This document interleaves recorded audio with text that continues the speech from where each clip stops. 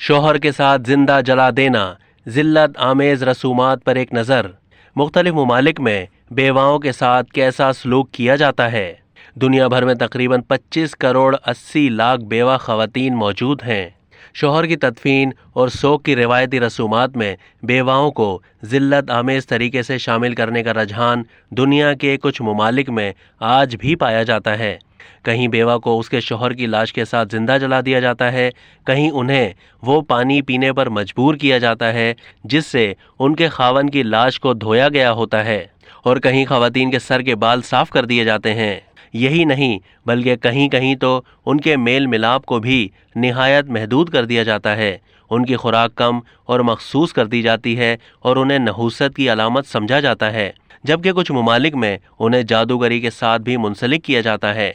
Tanzania में सैकड़ों उम्र रसीदा बेवा ख़वातीन को जादूगरी के इल्ज़ाम में कत्ल भी किया जा चुका है। चंद ममालिक में बेवाओं को खाने के वक्त साथ नहीं बिठाया जाता, उन्हें ग़िज़ाइयत से भरपूर खाना खाने से मना किया जाता है और यहाँ तक कि उनको ऐसी रसूमात में हिस्सा लेने पर मजबूर किया जाता है जो तज़लील का बाइस और ख़तरनाक होती हैं। मुख्तलिफ ममालिक में बेवाओं के साथ क्या सलूक रवां रखा जाता है, जानते हैं इस वीडियो में। अफ्रीका के मुल्क घाना में अक्सर गरीब बेवाएं होती हैं जो सबसे ज़्यादा तकलीफ़ बर्दाश्त करती हैं। हालांकि मुल्क में कानून साजी के ज़रिए बेवा औरतों की तज़लील और उनके लिए की जाने वाली नोहा ख्वानी के ख़ात्मे की कोशिश की गई है, लेकिन कुछ बेवा ख़वातीन को जानबूझकर अच्छी खुराक से महरूम रखा जाता है या वो इससे भी बदतर हालात में रहने पर मजबूर हैं। यहाँ ऐसी रसूमात भी हैं जहाँ बेवा औरतों को एक सूप पीने के लिए कहा जाता है जिसमें उनके मुर्दा शौहर के बाल और नाखून शामिल होते हैं। शुमाली घाना में बेवाओं और यतीमों के लिए तहरीक चलाने वाले एक फलाही इदारे की डायरेक्टर फाती अब्दुल अलाई के मुताबिक मुर्दा शौहर को जिस पानी से गुस्ल दिया जाता है वो पानी बाद में उसकी बेवा को पिलाने के लिए इस्तेमाल होता है। चंद बेवाएं पैसे देकर उन जिल्लत आमेज रसूमात से फरार का रास्ता तलाश कर लेती हैं, जबकि गुर्बत में रहने वाली ज़्यादातर ख़वातीन ऐसा नहीं कर पाती।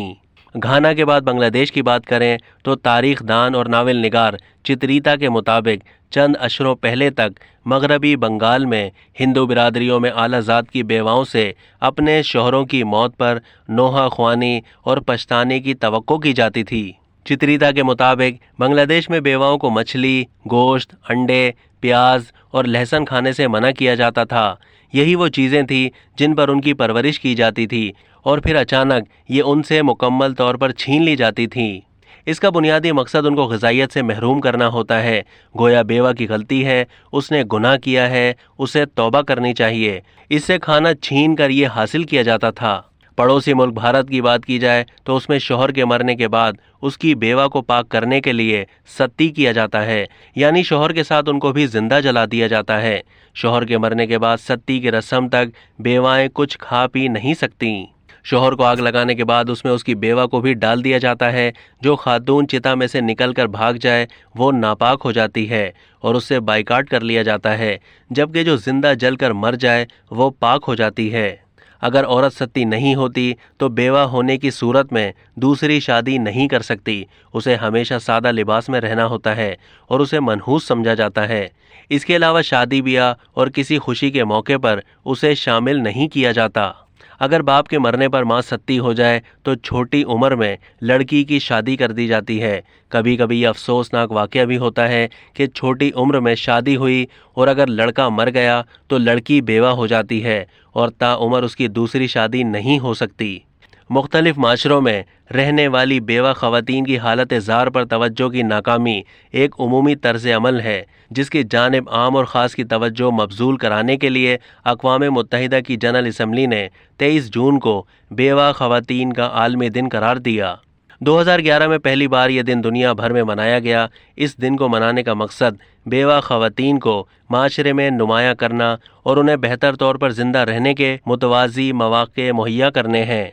अब तक के लिए इतना ही। मज़ीद मालूमात के लिए डेली जंग के यूट्यूब चैनल को सब्सक्राइब कीजिए।